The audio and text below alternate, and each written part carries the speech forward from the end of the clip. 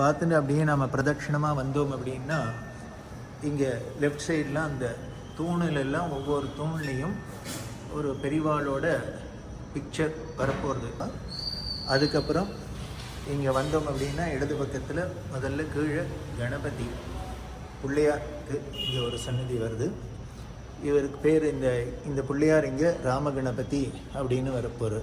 ஒரு கையில் புஸ்தகமும் ஒரு கையில் பேனாவும் வச்சுருக்கிறாப்பில் கணபதி இருப்பார். அதுக்கு மேலே பார்த்தாக்க ஒரு கோவில், அது தெய்வத்தின் குரல் கோவில், குரலின் கோவில் அப்படின்னு தெய்வத்தின் குரல் 7 வால்யமும் அதில் இருக்க போகிறது. எப்படி சைவ சித்தாந்தத்தில் திருமறை கோவில் அப்படின்னு நடராஜா சன்னதியில் வச்சுருக்காளோ அதே மாதிரி இங்கே பெரியவாளோட கோவிலில் தெய்வத்தின் குரல். ஏன்னா இந்த தெய்வத்தின் குரல் தான் இன்றைக்கி உலகத்துக்கே வழிகாட்டியாக சனாதன தர்மத்துக்கு நமது வேதமாக இருக்கட்டும், சாஸ்திரமாக இருக்கட்டும், புராணமாக இருக்கட்டும், இதிகாசமாக இருக்கட்டும், சயின்ஸாக இருக்கட்டும், எல்லாத்துக்கும் ஒரு வழிகாட்டியாக இருக்கிறது பெரியவா தெய்வத்தின் குரல்.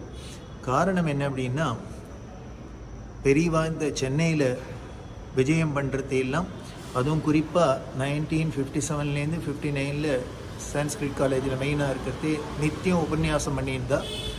அப்படி பெரியவா உபன்யாசம் பண்ணினதை தான் கலைமகளில் கல்கியிலெல்லாம் அதை ரெக்கார்ட் பண்ணி முதல்ல கலைமகளில் ஆச்சாரிய சுவாமிகள் உபன்யாசம் அப்படின்னு புஸ்தகமாக போட்டால், அதுக்கப்புறம் ராகணபதி அண்ணா அவர்கள் இதை தொகுத்து இன்னும் பல இடங்களையும் பெரியவா அந்தந்த விஷயத்துக்கு ரிலேட்டடாக எங்கெங்கே சொல்லியிருக்காளோ அதை எல்லாத்தையும் தொகுத்து 7 வால்யமாக தெய்வத்தின் குரலாக கொடுத்துருக்காரு. அதனால் தெய்வத்தின் குரல் பிறந்த வீடு இந்த சென்னை மயிலாப்பூர்னு சொல்லலாம்.